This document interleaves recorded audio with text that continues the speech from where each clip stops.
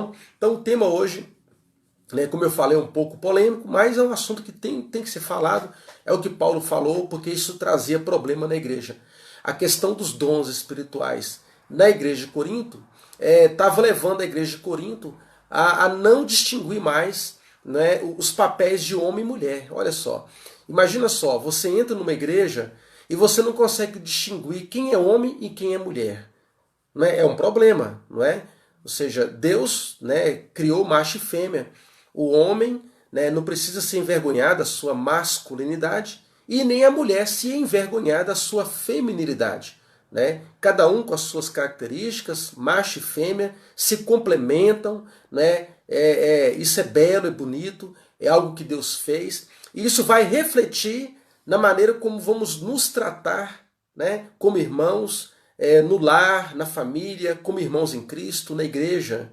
Não é? E a igreja, como eu falei no domingo à noite, né, eu preguei sobre o culto, né, com base lá em Malaquias, o culto que agrada a Deus, o culto ele deve ser a expressão daquilo que a igreja acredita. Aquilo que nós cremos vai ser expresso na nossa liturgia, né? Ou seja, no nosso serviço a Deus. Quando a igreja está reunida para adoração, naquele momento que a igreja começa a cantar, orar, a leitura bíblica, a pregação da palavra, tudo que está acontecendo ali no culto, né, na maneira como os irmãos se relacionam uns com os outros, tudo isso é uma expressão da nossa confissão de fé, da nossa crença, daquilo que nós acreditamos. Então, se nós temos uma crença bíblica distorcida, se alguma verdade bíblica, né, é mal ensinada, e se nós estamos acreditando em uma doutrina bíblica de forma distorcida ou errada, isso vai interferir no culto a Deus.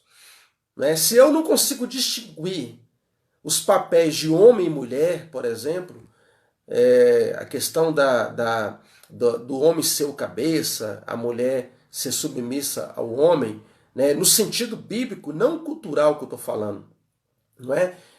Isso também vai trazer alguns problemas. Né? Como eu já falei uma vez na igreja, tanto o machismo, né, chauvinista, né, que eles falam, e quanto o feminismo são problemas seríssimos, né, que a igreja precisa rejeitar. A igreja não pode adotar padrões, né, criados pelos homens, né, pela mente humana, para tentar resolver os problemas entre homem e mulher.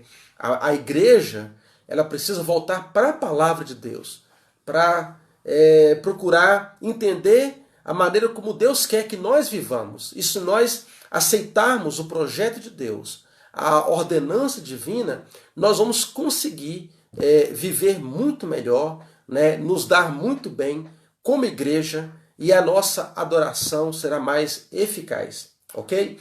Então vamos, né, orar e depois nós vamos fazer a nossa leitura bíblica, né? Vamos falar com o nosso Deus, pedir que o Senhor nos abençoe, que Ele venha falar aos nossos corações.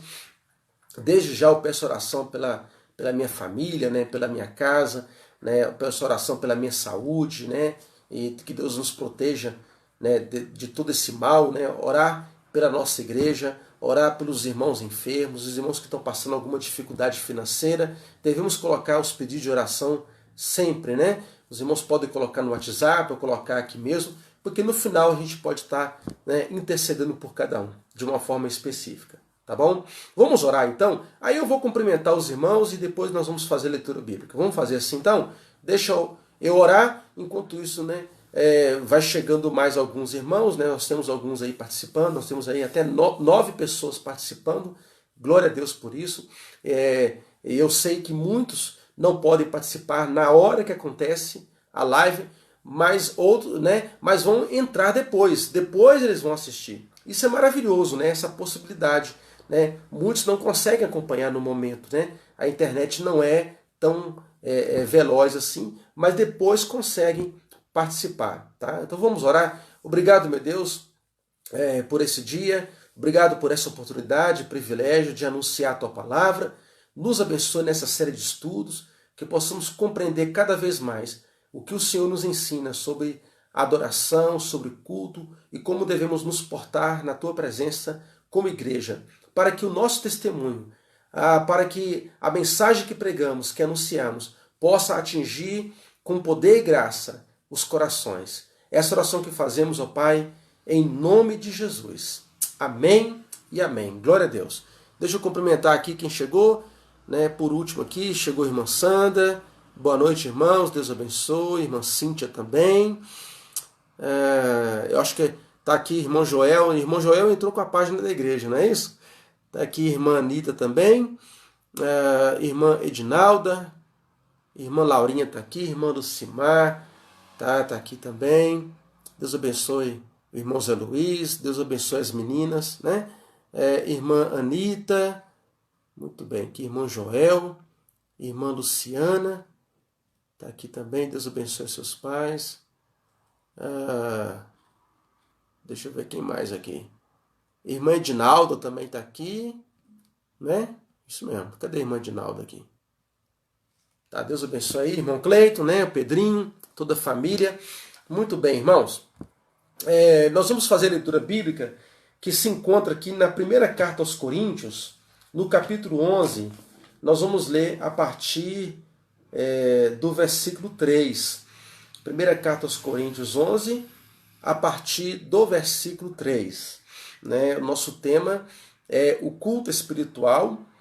Lembrando que esse termo, essa expressão espiritual, é um termo muito usado por Paulo e pelos crentes lá de Corinto. Então você vai ver muitas vezes Paulo usando esse termo, né? Espiritual. Às vezes Paulo está querendo apenas dizer, né, que como aqueles coríntios, né, como os crentes de Corinto, né, se enxergavam de maneira muito errada, né? Eles se exultavam em sua espiritualidade por causa dos dons. Então, Paulo, vocês são espirituais, mas na verdade eles eram carnais, né? Paulo está sendo irônico, né? Usando uma expressão que eles usavam para dizer como eles eram muito espirituais. E o termo espiritual também, né? Paulo usa para se referir à ação do Espírito, ou seja, vós que sois espirituais, né? O termo espiritual se refere aos dons, né? Ao Espírito Santo que nos regenera. Então, a ação do Espírito, ou seja, essa esfera de ação que nós vivemos, né? A comunhão com Deus pelo Espírito Santo, né? Paulo vai resumir nessa expressão, espirituais. Então, o culto espiritual tem tudo a ver com aquilo que agrada a Deus, com essa esfera, né, de espiritualidade, em que nascemos de novo, estamos em Cristo e adoramos a Deus pela fé, né, ouvindo a sua palavra, ouvindo a palavra de Deus, obedecendo, né, e pondo em prática a sua palavra. Então, esse é o culto que agrada a Deus. O culto, quando a igreja se reúne para cultuar, naquele momento, a igreja ela está expressando aquilo que ela acredita. Então, o culto é a expressão da nossa fé, daquilo que nós acreditamos. Diz assim a palavra de Deus. Primeira carta aos Coríntios 11, a partir do 3. Mas quero que saibam de uma coisa. O cabeça de todo homem é Cristo. O cabeça da mulher é o homem. E o cabeça de Cristo é Deus. O homem desonra a sua cabeça se a cobre para orar ou profetizar. Mas a mulher desonra a sua cabeça se ora ou profetiza sem cobri-la. Pois é como se tivesse raspado a cabeça. Se ela se recusa a cobrir a cabeça, deve também cortar todo o cabelo. Mas uma vez que é vergonhoso a mulher cortar o cabelo ou raspar a cabeça, deve cobri-la. O homem não deve cobrir a cabeça, pois ele foi criado à imagem de Deus e reflete a glória de Deus. A mulher, porém, reflete a glória do homem, pois o homem não veio da mulher, mas a mulher veio do homem. E o homem não foi criado para a mulher, mas a mulher foi criada para o homem. Por esse motivo, e também por causa dos anjos, a mulher deve cobrir a cabeça, para mostrar que está debaixo de autoridade. Entre o povo do Senhor, porém, as mulheres não são independentes dos homens e os homens não são independentes das mulheres. Pois, embora a mulher tenha vindo do homem, o homem nasce da mulher e tudo vem de Deus. Julguem por si mesmos. É correto uma mulher orar a Deus em público sem cobrir a cabeça? A natureza não deixa claro que é vergonhoso o homem ter cabelo comprido? E as mulheres não se orgulham de seu cabelo comprido? Pois ele lhes foi dado como manto. Mas se alguém quiser discutir a esse respeito, digo simplesmente que não temos outro costume. E as outras igrejas de Deus pensam da mesma forma. Amém, né? Que Deus nos ajude, que Deus nos abençoe, né? No estudo, né? No aprendizado da sua palavra. Muito bem, amados. Como eu falei, culto espiritual. Quando Paulo começa a falar desse assunto, Paulo está tentando resolver alguns problemas que aconteciam na igreja. Dentro daquela cultura, né? Dentro daquele universo, né? Daquela sociedade, né? Em que a igreja estava inserida, no Oriente Médio, aqui no caso, né? Nós temos aqui a cultura grega, porque era a cidade de Corinto, era o mundo grego, né? Era a cultura grega, né? Tanto no Oriente, né? Quanto naquela cultura em que Paulo escreveu essa carta, né? Era tradição, era costume, né? Que as mulheres usassem véu, né? Como uma demonstração de sua submissão à liderança dos homens e para mostrar que era uma mulher fiel, era uma mulher honrada, né, de que não era uma prostituta, por exemplo. Né, uma prostituta, né, ou uma mulher desonrosa, naquela cultura, iria demonstrar isto, né, tirando o véu ou raspando a cabeça, né, dentro daquela cultura em que a igreja estava inserida. Então, no geral, no mundo antigo, né, de uma forma geral, naquele mundo, naquela sociedade do passado, as mulheres e os homens demonstravam isso através desse tipo de vestimenta. Né? Homens e mulheres tinham roupas muito parecidas, né? Mas tinha diferenças. Demonstravam esses traços culturais, demonstravam a natureza que cada um tinha. Então, da mesma forma, nos dias de hoje, né, os traços culturais de cada sociedade, né, demonstram as diferenças que há entre homem e mulher, entre pessoas decentes e pessoas indecentes. Então, cabe a nós, como cristãos, como igreja, né, olhar isso, né, dentro de nossa cultura, dentro de nossa sociedade, né, agora aplicando o que vamos aprender, né, o que nos diferencia, o que demonstra dentro dos traços culturais que nós vivemos, o que mostra que um homem e uma mulher, né, são, ao mesmo tempo, são iguais, é claro, em valor, em espiritualidade, mas ao mesmo tempo demonstram as diferenças, né, entre o que é masculino, o que é feminino, e ao mesmo tempo demonstram que são pessoas honrosas e não pessoas imorais ou pessoas desonestas, né? Então, cabe a nós, né, aplicar dessa forma.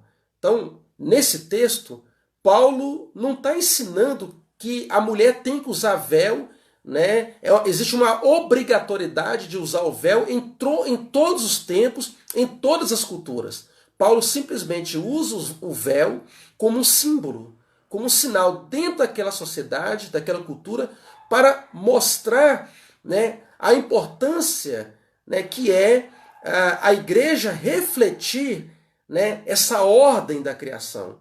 Né, que Deus criou macho e fêmea, e isso precisa ser refletido na maneira como a igreja se reúne, como a igreja adora a Deus para a sociedade, para o mundo em que estamos inseridos. Ok? Então vamos ver isso claramente. Dos capítulos 11 do capítulo 11, né, até o capítulo 14, Paulo vai tratar de várias questões e esses assuntos vão e vêm, tá? Dons espirituais, a questão, né, da mulher tentar assumir a autoridade acima do homem dentro da igreja, né, e outras questões mais que estavam acontecendo dentro dos cultos. Então, o culto dentro de Corinto, da igreja lá em Corinto, estava uma bagunça total. A igreja não servia de referência, de padrão para nenhuma igreja. Então Paulo escreve essa carta para corrigir isso. Né? Aquilo que estava sendo expresso no culto, né? O que estava acontecendo no culto, era uma expressão de muitas ideias erradas que estava acontecendo na vida pessoal de cada um daquelas pessoas, daqueles membros, né, daquela igreja. Então, o que Paulo vai ensinar aqui? Né? Do capítulo 11 até o capítulo 14, Paulo vai dizer que o culto espiritual, né, ou o culto no Espírito, dirigido pelo Espírito Santo, ele não é contrário à decência. Então, o culto espiritual, ele tem que ser decente, né? Ele tem que ter propriedade, né? Segundo, o culto no Espírito não é contrário à ordem. Culto tem que ter ordem, né? A gente sabe que, infelizmente, alguns grupos evangélicos acham que se o Espírito Santo está agindo, né, não tem ordem mais. Né? Vira aquela bagunça, né? Ninguém entende o que o outro está falando, mas é muito pelo contrário. O culto, quanto mais cheio do Espírito, mais ordem ele tem. Então, o culto, ordem, né, e a presença do Espírito não estão separados. Né? O culto espiritual não é contrário, né, à ordem, ou seja, decência, ordem e um terceiro princípio que Paulo nos ensina em todos esses capítulos, do 11 ao 14. Né? São 3 princípios: decência, ordem e um terceiro princípio, né, que todo culto tem que ter, é edificação. Se não acontecer edificação, então o culto perdeu o seu propósito. Decência, ordem e edificação. Né? Então, tudo aquilo que Paulo está fazendo aqui, corrigindo aqui, Paulo ele mostra os problemas que está acontecendo, que muitas vezes são questões que para nós está tão distante de nós que não tem, a gente pensa assim, isso não tem nada a ver com a gente. Mas os princípios são eternos. Os princípios são os mesmos. Né? Mas tem que usar véu, não é isso que Paulo está dizendo. Mas naquele contexto era necessário para demonstrar um princípio da decência. Então o princípio da decência, o princípio da ordem, o princípio da edificação, eles não mudam, eles são os mesmos. Então todo culto tem que manifestar isso, todo culto, guarde isso, anote aí. Não existe culto espiritual se não existir decência, se não existir ordem e se não existir edificação. Se não acontecer essas 3 coisas num culto a Deus, um culto que deve ser a expressão da nossa fé, daquilo que nós acreditamos sobre o nosso Deus, sobre a nossa salvação, o nosso relacionamento com Deus, meus amados, esse culto está muito fraco, está muito ruim. Né? Tem que haver, essas coisas têm que estar interligadas e tem que ocorrer. Né? A comunhão com Deus, né? ela não pode estar divorciada do nosso entendimento, né, espiritual, da nossa mente. A nossa mente, nós adoramos a Deus com a mente, né, com a nossa força, com o nosso corpo, com todo o nosso coração, com as nossas emoções. Tudo deve estar envolvido. Né? Então, o primeiro princípio que eu falei aqui, que é o princípio da decência, né? Paulo trata então desse princípio quando ele fala aqui da participação das mulheres no culto. Né? E aqui Paulo, dentro desse assunto, né, da participação das mulheres, Paulo fala de um assunto também muito interessante, a questão das profecias. Né? Como é que acontecia e como é que deveriam acontecer as profecias dentro da igreja. Olha só que interessante, o versículo 5 e o versículo 6, olha o que diz aqui, versículo 5 e 6. Mas a mulher desonra sua cabeça se ora ou profetiza sem cobri-la, pois é como se tivesse raspado a cabeça. Se ela se recusa a cobrir a cabeça, deve também cortar o cabelo. Mas uma vez que é vergonhoso a mulher cortar o cabelo ou raspar a cabeça, deve cobri-la. Uma coisa que é interessante no texto é que Deus, através de Paulo, Deus não proíbe a mulher de profetizar. Deus concede dons tanto a homens quanto a mulheres para profetizarem. Nem todo mundo tinha um dom de profetizar, mas, aqui fala, a mulher que ora e profetiza. Primeiro, a mulher, ela pode orar no culto, deve orar, e a mulher deve também profetizar. Mas desde que ela demonstre respeito pela autoridade. E o uso do véu simbolizava isso. O cabelo comprido da mulher simbolizava isso. Ou seja, esse sinal de respeito, de submissão à autoridade, não querendo separar, ou não querendo dizer que Deus fez algo de errado, ao fazer diferença entre homem e mulher. Então, e é interessante a gente notar isso, que Deus concede dons espirituais à sua igreja, e esses dons são diversos, e profetizar, que é um dom ligado à fala, olha só, profecias é um dom ligado à fala, à comunicação, tem a ver com comunicação, é um dom de fala. Tanto homens quanto mulheres podem profetizar e devem profetizar, porque é um dom de Deus. Mas o que vem a ser, o que significa esse tal de profetizar? O que é esse profetizar nas páginas do Novo Testamento? Nas páginas do Novo Testamento. Nós vamos ver alguns versículos aqui, olha só que interessante. Primeira carta aos Coríntios 12, nós vamos avançar um pouco aqui.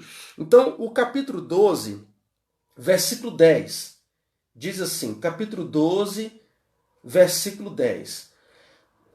A um ele dá o poder de realizar milagres, a outro a capacidade de profetizar, a outro ele dá a capacidade de discernir, se uma mensagem é do Espírito de Deus ou de outro Espírito. A outra ainda dá a capacidade de falar em diferentes línguas, enquanto um outro dá a capacidade de interpretar o que está sendo dito. Então o texto diz que Deus concede a capacidade de profetizar. Ok. Também o versículo 28, do capítulo 12, versículo 28, também fala desse dom. Deus estabeleceu para a igreja, em primeiro lugar, apóstolos, em segundo, os profetas. Eu não vou ler o versículo todo. Então você percebe que é um dom. Existem apóstolos e existem profetas. Aqui está falando da pessoa que tem um dom que a autoriza a ser um profeta na igreja.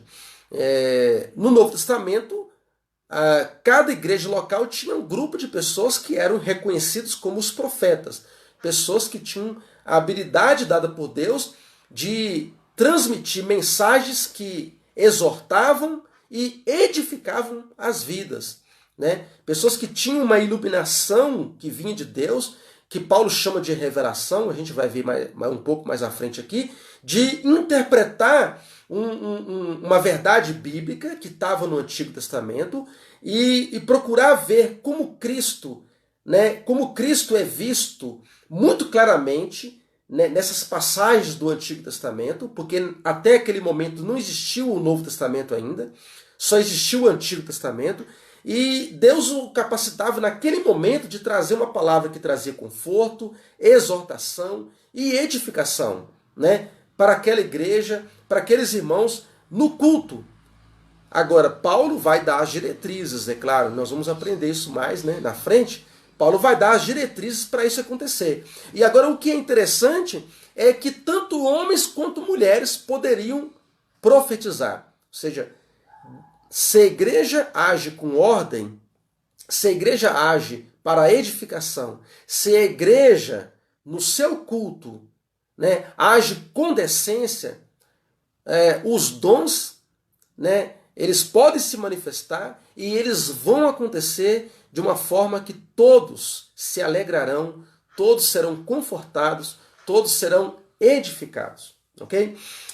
Romanos 12, 6 também fala, né, desse dom espiritual. Romanos capítulo 12, versículo 6. Deus, em sua graça, nos concedeu diferentes dons. Portanto, se você tiver a capacidade de profetizar, ou seja, se alguém tem a capacidade de profetizar, ou seja, tem esse dom, o dom de fala, né?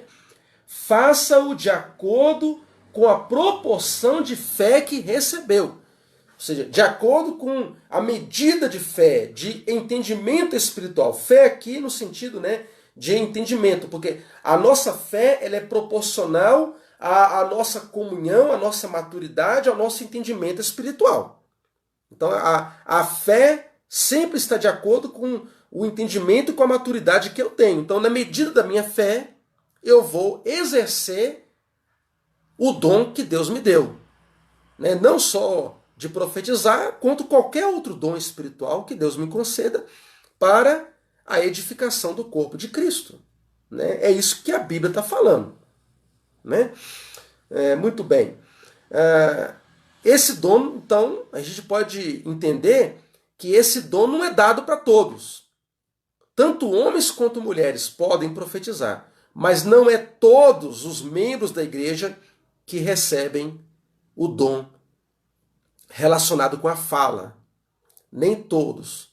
Apesar de que todos os crentes podem e devem testemunhar de Jesus e falar de Jesus, nem todos têm os dons relacionados com a fala, né, de ensinar, de mestre, de pastor, ou de profetizar, ou de evangelista, né, que são dons ligados à fala. Compreendam isso. Né?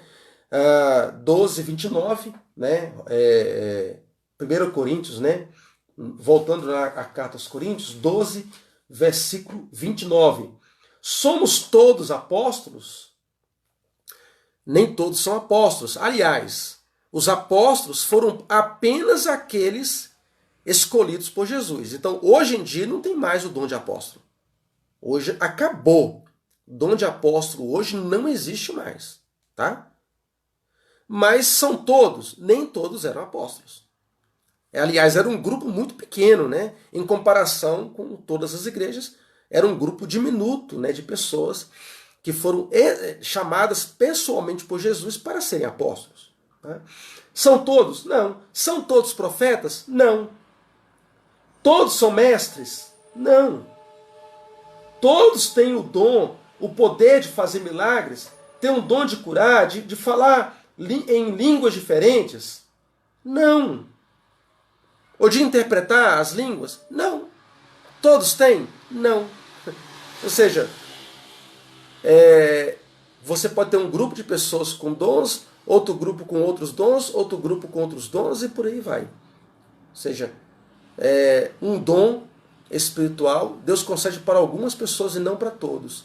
Mas cada pessoa, cada membro da igreja tem pelo menos um dom espiritual. Pelo menos, né? Um dom. Outra coisa também.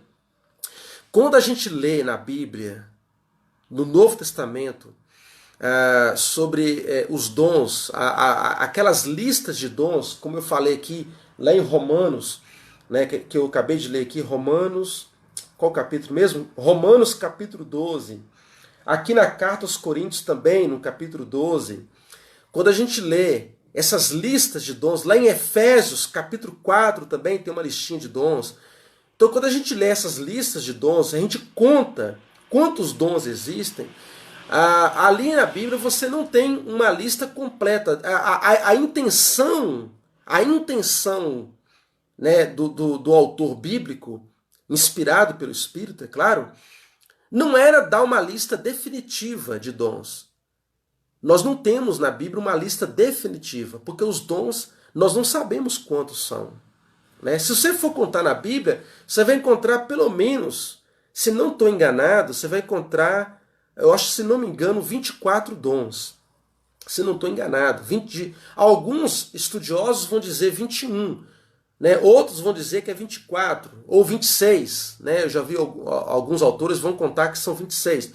Mas você não tem uma lista definitiva. Você tem ali várias citações de dons, pelo menos essa quantidade de dons. Mas são muitos outros. E muito provavelmente alguns desses dons são conjuntos de dons. Cada dom pode ter nele, cada dom citado na Bíblia pode ser um conjunto de vários dons espirituais. Olha só. Né? Alguns versículos dão essa ideia para nós. Então, os dons são muito variados. Isso porque isso é de acordo com a necessidade, né, de cada igreja local. Então, cabe a nós, irmãos, buscar ter um culto, como eu falei, um culto decente, um culto que reconhece a ordem de Deus, né? Um culto feito com decência, com ordem, reconhecendo a autoridade que Deus deu para cada um, né? O papel que Deus deu para homem e para mulher dentro do corpo de Cristo, e buscar expressar a nossa fé, né? A nossa crença nesse Deus maravilhoso, adorando Deus pelo que Ele é, como Ele se revela, proclamando o Evangelho, e dessa forma os dons vão se manifestar. Né? Na medida em que eu me envolvo com Cristo Jesus, com os meus irmãos, o dom se manifesta e tudo vai acontecer com ordem, com decência e para a edificação do corpo da igreja de Jesus Cristo. Amém, irmãos? Amém? Glória a Deus por isso, né? Então, tanto homens quanto mulheres podem profetizar. A gente tem um exemplo, por exemplo, em Atos, olha só. Atos capítulo 21, versículo 9. Atos 21, a gente tem um exemplo aqui interessante. Eu poderia citar outros aqui. Atos 21, versículo 9. O livro de Atos, né? O nascimento da igreja, a expansão da igreja, né? Atos capítulo 21, versículo de número 9, vai dizer o seguinte, ele vai dizer sobre Filipe. Ele tinha 4 filhas solteiras que profetizavam. Olha só, na igreja, né, Filipe, o evangelista, né, o evangelista Filipe, né, lembra de Filipe, o evangelista? Aquele que batizou o eunuco, né? O tesoureiro, né? Da rainha lá da Etiópia. Olha só. Filipe, o evangelista, ele tinha 4 filhas, mulheres, 4 filhas, solteiras. E o texto diz que elas tinham o dom de profetizar. Elas profetizavam. Então elas recebiam uma iluminação do Espírito Santo para trazer uma interpretação da palavra na hora da necessidade, na hora do momento, né, em que a igreja precisava de edificação. E isso sem deixar de reconhecer a autoridade masculina que Deus determinou, né, dos presbíteros, dos pastores, dos bispos da igreja. Deus fez tudo com ordem e decência. Mas a mulher não é isenta de ativamente cooperar com o evangelho, evangelizando incrédulos, né? Juntamente, né, a mulher casada, seja ela solteira, cooperando e ajudando na obra do Senhor. Isto é maravilhoso, irmãos. O Novo Testamento ensina, então, que o dom, né, falando agora do dom específico de profetizar, que tanto homens e mulheres podem profetizar, o Novo Testamento ensina claramente que esse dom, ele tinha a função de exortar, instruir e edificar. Exortar, instruir e edificar. Primeira carta aos Coríntios, capítulo 14. E se isso não acontece, o dom de profecia ele está sendo mal utilizado ou ele é falso. Cuidado. Né? Dom de profecia não é para adivinhar, né? Com quem a pessoa vai casar, o emprego que a pessoa vai ter, sobre uma viagem que a pessoa vai fazer. Não é nada disso, não é ficar adivinhando coisas supérfluas da vida da pessoa, não. Isso não é um dom de revelamento. Não existe isso, não.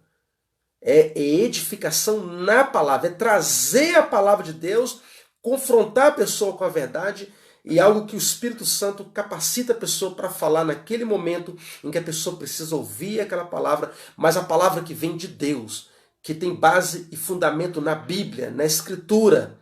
É uma interpretação iluminada pelo Espírito, ou seja, não vai de encontro, né, à verdade bíblica daquilo que Deus já revelou.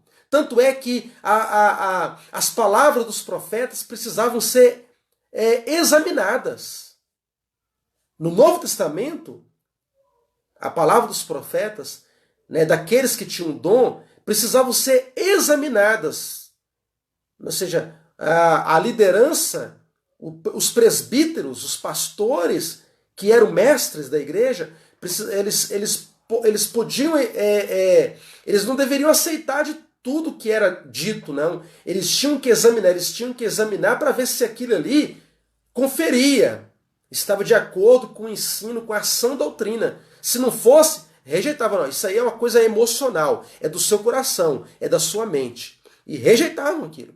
Tudo precisava ser julgado. Então a palavra dos profetas era julgada dentro da igreja.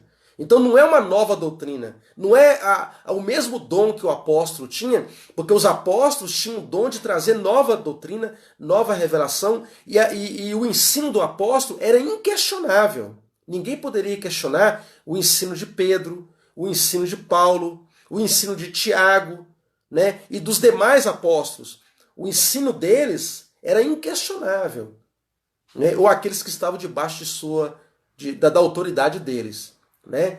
Então, no culto, na igreja, a manifestação dos dons, eles poderiam ser examinados e julgados, né? Se eram realmente de Deus, ou era apenas algo humano, ou se era diabólico, ou se era uma coisa diabólica. Tá bom?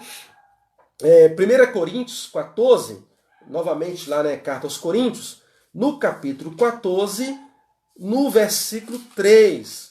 Olha o que diz o versículo 3. 1 Coríntios 14, 3. Mas aquele que profetiza fortalece, anima e conforta os outros. Então, na minha tradução aqui, na tradução que eu estou lendo aqui, na NVT, diz fortalecer, animar e confortar. Né? Nas traduções mais comuns, né, mais literais, lá diz exortar, instruir e edificar. Então, profetizar é isto. Né? A função do pastor também é trazer isto. Né? Também. Né? Muitos pastores têm o dom de profecia, no sentido de exortar, de instruir e edificar a igreja. Versículo 30 também, olha só, 14, 30. Capítulo 14, versículo 30. Se alguém estiver profetizando e outra pessoa receber uma revelação, quem está falando deve se calar. Então, deve haver ordem, deve haver decência. Se alguém está ensinando na igreja, ninguém deve falar e atrapalhar a pessoa a falar.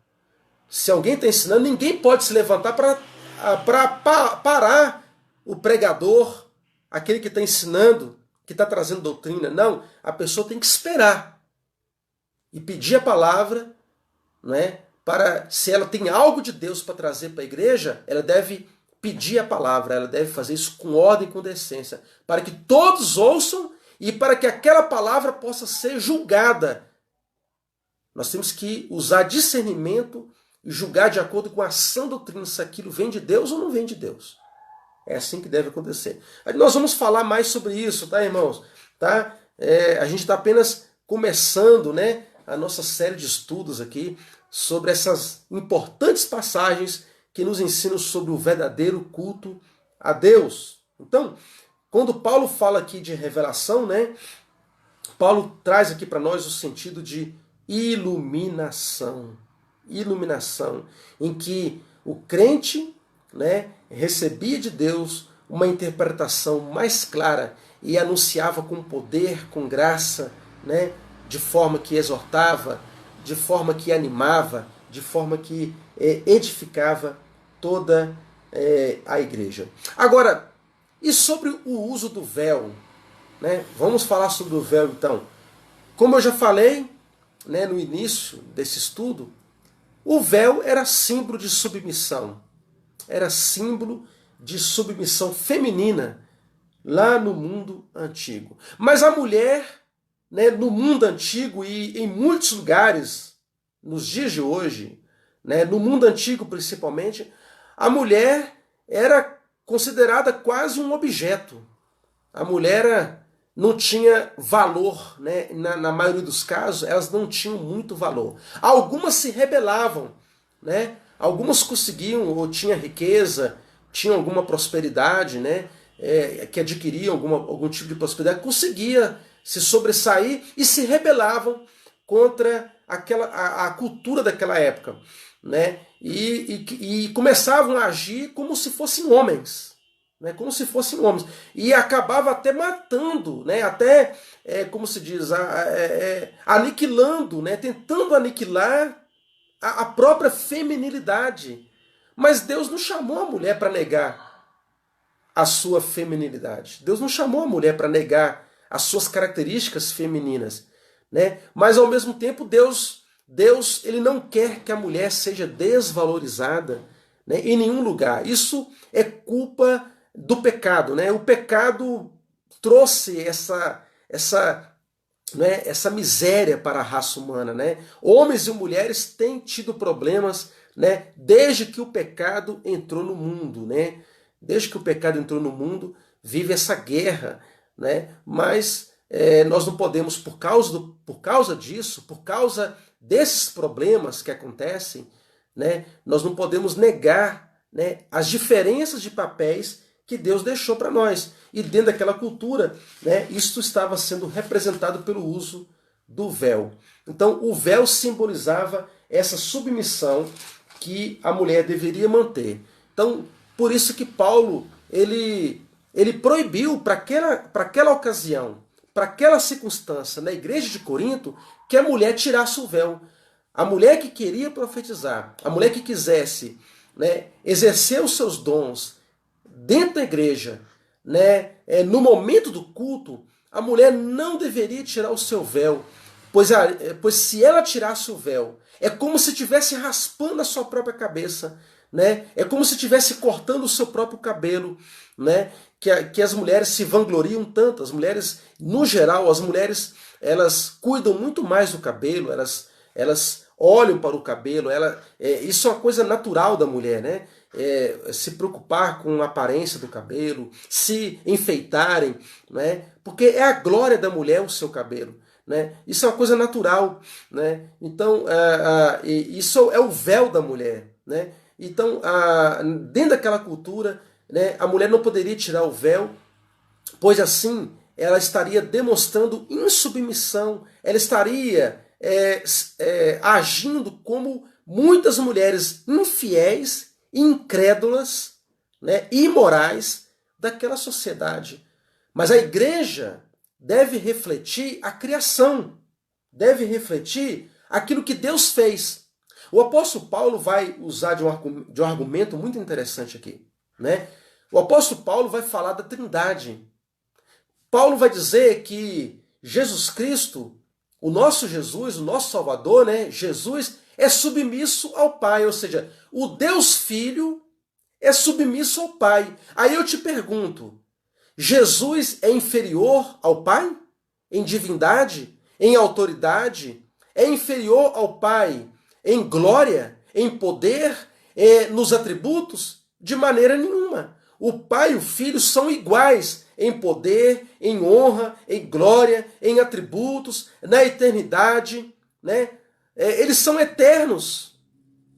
né? Porque é o mesmo Deus, mas na economia divina, na trindade econômica, na maneira como Deus agiu na história da redenção, da criação, Deus se manifesta mostrando diferenças na relação.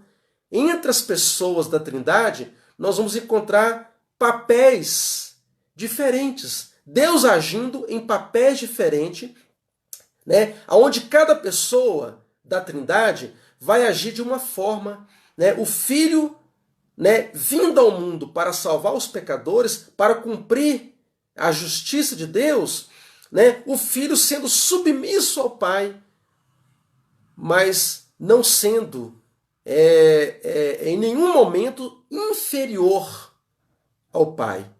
Ou seja, igual ao Pai, como Deus, na divindade, porque, porque Deus é um só, né? É um só ser, o Pai, o Filho, Deus Pai, Deus Filho, né?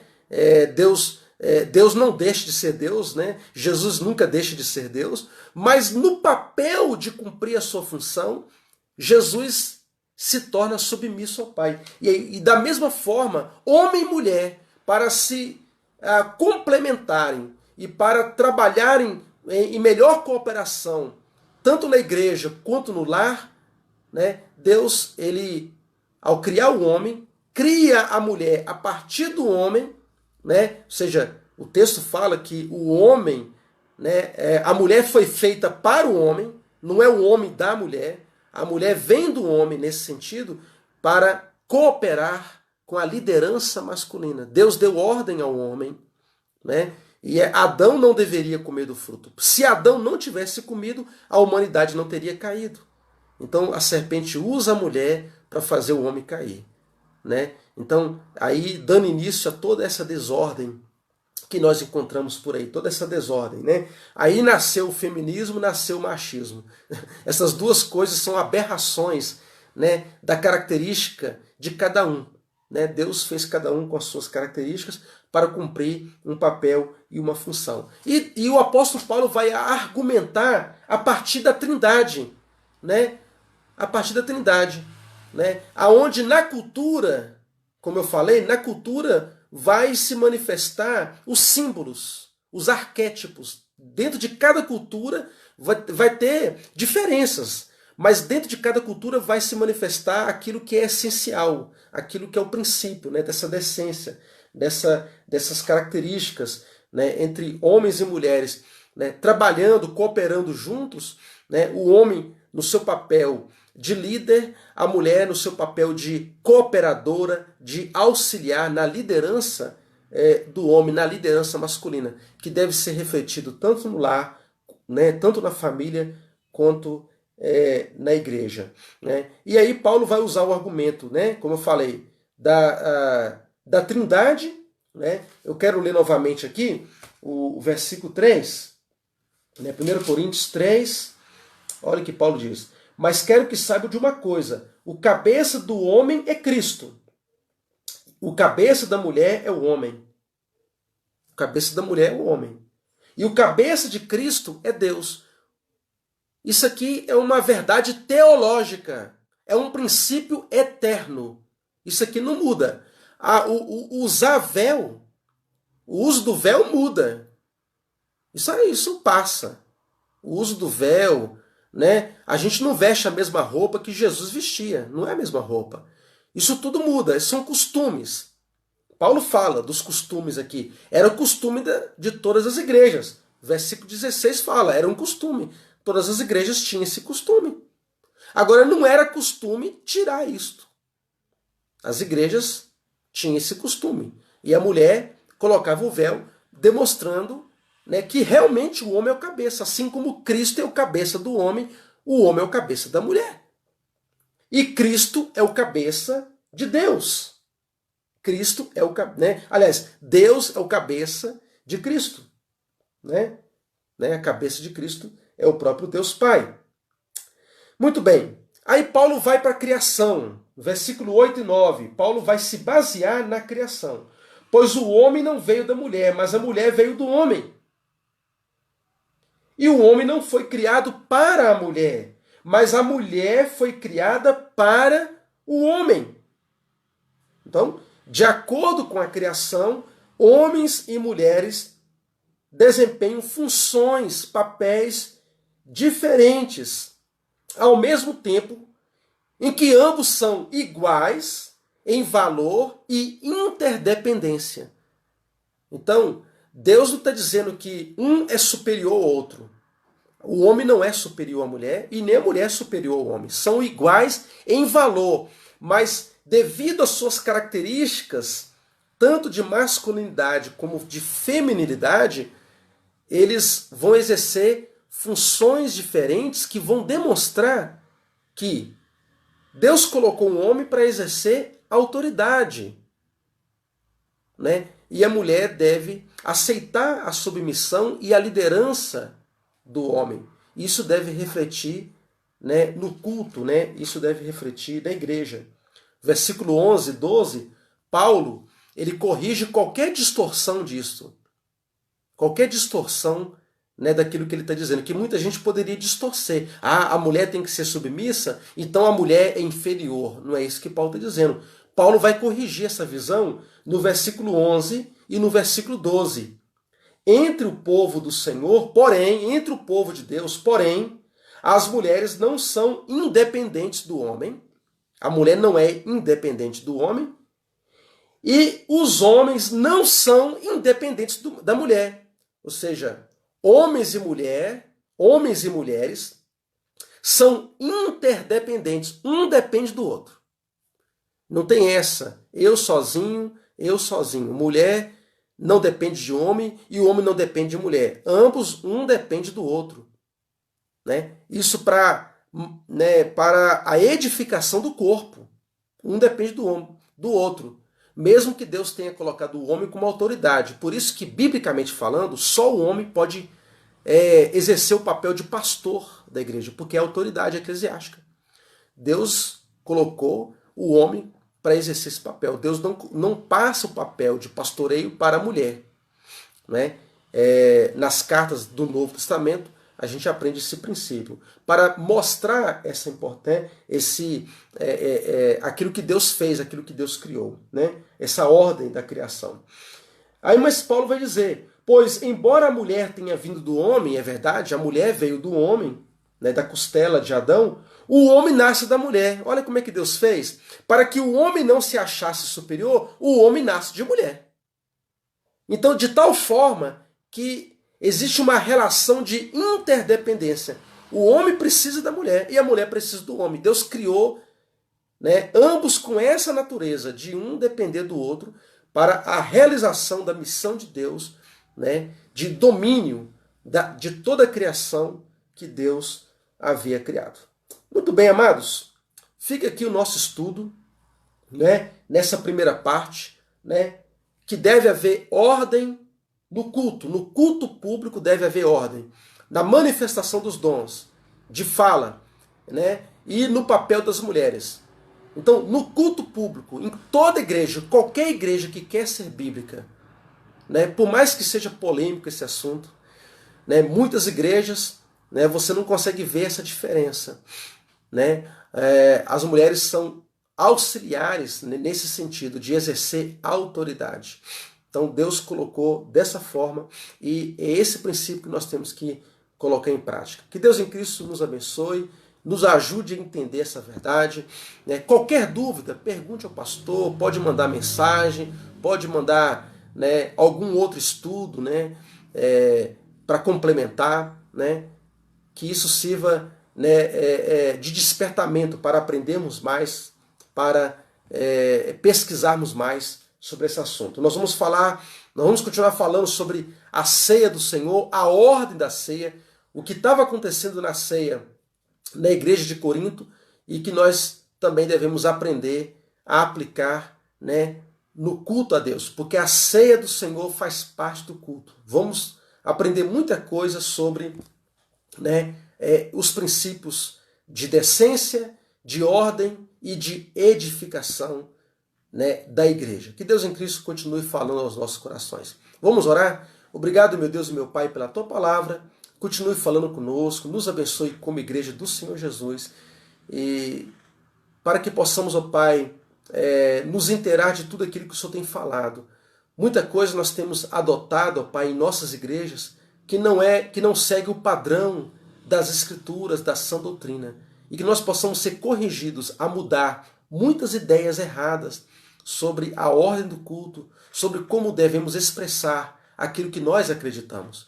Nós oramos, ó Pai, em nome do Senhor Jesus. Amém e amém. Que Deus em Cristo abençoe.